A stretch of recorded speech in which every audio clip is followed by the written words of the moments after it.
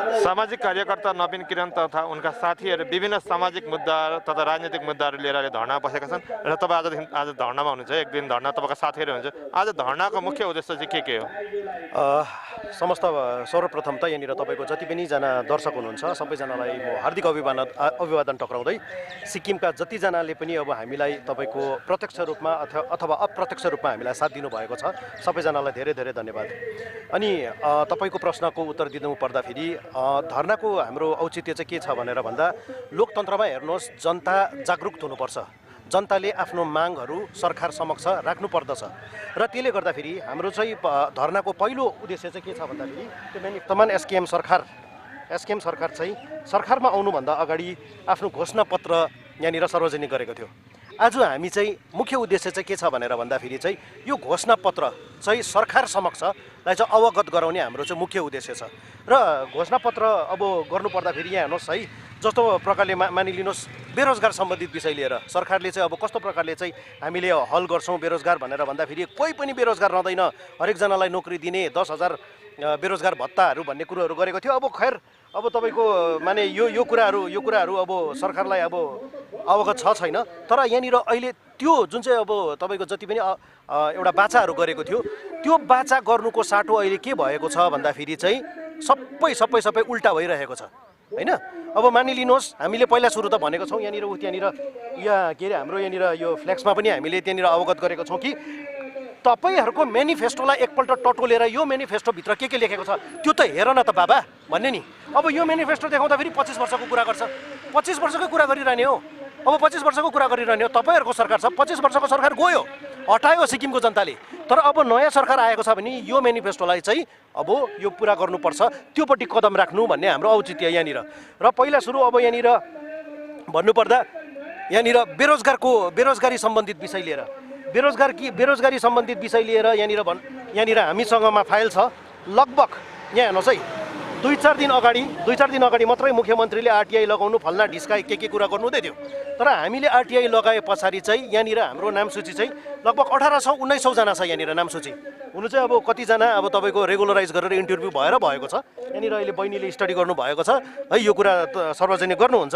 तर यहाँनिर हेर्नुहोस्, यहाँनिर इन्टरभ्यू भएको छ हैन। सुप्रिम कोर्टले भन्दछ कुनै पनि सरकारी नोकरीमा सबैजनालाई बराबरको तपाईँको अवसर दिनुपर्छ है, इन्टरभ्यू हुनुपर्छ हैन। तर यहाँनिर के हुँदैछ, आफ्नो मान्छेलाई चेपचाप गरेर चाहिँ कस्तो प्रकारले चाहिँ बिना इन्टरभ्यूको चाहिँ यहाँनिर नियुक्ति दिने गर्ने भइरहेको छ। यहाँ हेर्नुहोस्, इन्टरभ्यू भयो भन्दा no no no no no no no no मुख्यमन्त्रीले भन्छ आरटीआई लगाएर हेर्नु, यहाँ आरटीआईकै जवाब हो है।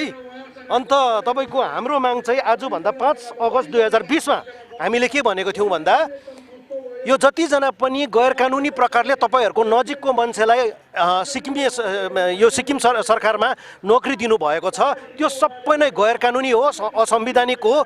र यो नियुक्तिहरू चाहिँ तुरन्तै बर्खास्त भएर चाहिँ नयाँ नियुक्ति गर्नुपर्छ, जसमा चाहिँ इन्टरभ्यू भएर चाहिँ नियुक्त होस् भन्ने हाम्रो पहिला माग त्यो छ। यहाँनिर तपाईँलाई देखाउनु पर्दा हेर्नुहोस् है के भन्छ मुख्यमन्त्रीले चाहिँ कस्तो प्रकारले चाहिँ अब यहाँनिर के अरे आफ्नो मान्छेलाई चेपेर चाहिँ स्ट्रङ रेकमेन्डेसनहरू गर्ने खालकेहरू कुरोहरू गरेको छ। तर सामान्य जनतालाई भने चाहिँ जाइको त्यहीँ। अन्त अर्को मुद्दाहरू यहाँनिर आज तपाईँको एउटा मुद्दा मात्रै छैन, अरू पनि धेरै मुद्दाहरू छ। जस्तो मानिलिनुहोस् ओएफओजेलाई रेगुलराइज गर्छु 100 दिनभित्रमा भन्ने को हो होइन त, यही सरकार हो त। सरकार आउनुभन्दा अगाडि चाहिँ ओएफओजेलाई चाहिँ एउटा भोट ब्याङ्क जस्तो बनाएर चाहिँ भोट मात्रै हत्याउने। तर आजको दिनदेखिको चाहिँ नाना किसिमको यो केसहरूको केस पनि एउटा यो षड्यन्त्र पूर्ण रूपले अब त्यो के कसो भइरहेको छ। अब हाइकोर्टमा अब सरकारले बचाउनुपर्छ। र ओएफओजेको सन्दर्भमा म यो पनि भन्नु चाहन्छु कि जतिजना पनि ओएफओजेका साथीभाइ बहिनीहरूले हामीलाई साथ दिनुभएको छ सबैजनालाई हामी धन्यवाद दिन चाहन्छौँ। र यो भन्नु चाहन्छौँ कि तपाईँहरूको साथमा हामी छौँ। तपाईँहरूलाई रेगुलराइज गर्नु लागि हामीले के कसो गर्नुपर्छ हामी त्यहाँनिर तपाईँको हाम्रो माने अन्तिम क्षणसँग हामी लड्छौँ भन्ने म यो भन्नु चाहन्छु। तर दिग्भ्रमित चाहिँ नहुनुहोस्, यहाँनिर धेरै षड्यन्त्रहरू चलिरहेको छ। आज ओएफओजेको प्रसङ्ग जब ओएफओजे पनि कुनै थ्रेट भयो भन्ने कुरा छ नि त, यो तपाईँको सरासर गलत चिज हो। सुरुदेखि नै मैले भनिरहेको छु ओएफओजे भनेको सोसल वेलफेयर स्किम हो, पब्लिक वेलफेयर स्किम हो, जहाँनिर चाहिँ कुनै नोकरीमा चाहिँ एकजना पनि नियुक्ति भएको छैन, कुनै परिवारमा सरकारी नोकरी छैन, त्यो एउटा स्किम हो। र अर्को 1600 भनेको चाहिँ कस्तो हो भन्दाखेरि चाहिँ त्यो चाहिँ गैर कानुनी रूपले आफ्नो मान्छेहरूलाई चेपचाप गरेर चाहिँ हाल्ने। म यहाँनिर मलाई अलिकति समय दिनुहोस्। जस्तो यहाँनिर के भनेको छ भन्दाखेरि चाहिँ जस्तो यहाँनिर यहाँ हेर्नुहोस् है, यहाँ म तपाईँलाई देखाउनु पर्दा यहाँ टिएन ढकाल साहबको छोरा टेकेन्द्र ढकाललाई कस्तो प्रकारले नियुक्ति गरेको छ भन्दाखेरि चाहिँ यहाँनिर राजेन्द्र ढकाल सरी यहाँनिर यो सरकारको दस्तावेज है। यहाँनिर submitted for the information and since the request has been strongly recommended by the HCM. आफ्नो नजिकको मान्छेहरूलाई बचाउनु लागि ओएफओजेसँग मुस्ने कोसिस गर्दैछ। तर हाम्रा सिक्किमको युवाहरू सचेत छन्, ज्ञानी छन्, बुझिसकेका छन्। यस्तो धूर्त कुराहरूदेखिको लिएर चाहिँ अल्मलिँदैन। र म यहाँबाट फेरि एकपल्ट भन्दछु, ओएफओजेको साथमा हामी छौँ र जुन चाहिँ गैर कानुनी रूपले चाहिँ 1600 है लगभग मैले लगभगको कुरा गर्दै थिएँ। यहाँनिर बहिनीले हेर्दाखेरि यहाँनिर यहाँ एक्ज्याक्ट नम्बर तपाईँहरूलाई भन्छ। त्यो एक्ज्याक्ट नम्बरको त्यो जुन चाहिँ गैर कानुनी नियुक्ति भएको छ, आफ्नो छोराछोरीहरूलाई चाहिँ काकी चेपेर यस्तो प्रकारले नियुक्ति गरेको छ, त्योलाई चाहिँ तुरन्तै बर्खास्त गरेर चाहिँ सामान्य गरिब एउटा तपाईँको पेट काटेर चाहिँ आफ्नो छोराछोरीहरूलाई पढाउनु, उनीहरू चाहिँ गरिबै बसिरहने, धनी र ठुला मान्छेहरू मात्रै त्यहाँनिर ठुलो पोस्टमा गर्ने। अब यहाँनिर कुनै साइन्टिफिक अफिसर भनेर गरेको छ, 2 साल 3 साल पछाडि रेगुलराइज भइहाल्छ। त्यहाँबाट उसको स्यालेरी अब तपाईँको 50-60 हजार 80 हजार भइहाल्छ।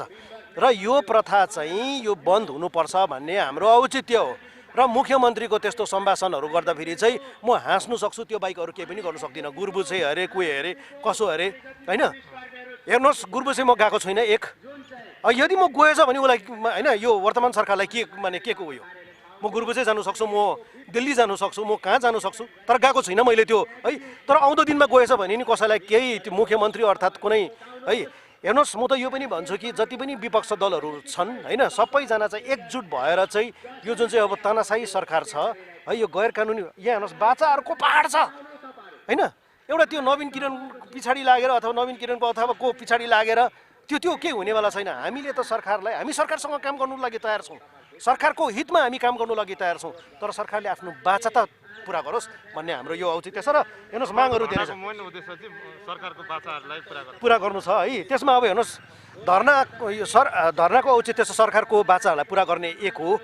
तर त्यो सबैलाई स्मरण गराउनु परेछ भन्दा पहाड जस्तो हुन्छ, पहाड जस्तो त्यहाँनिर माइकमा चलि पनि रहेको छ। मुख्यमन्त्री है गोले साहब र उहाँको अब है पार्टीका कार्यकर्ताहरू सरकार बनाउनुभन्दा अगाडि के बाचा गरे त्यहाँ बजिरहेको छ।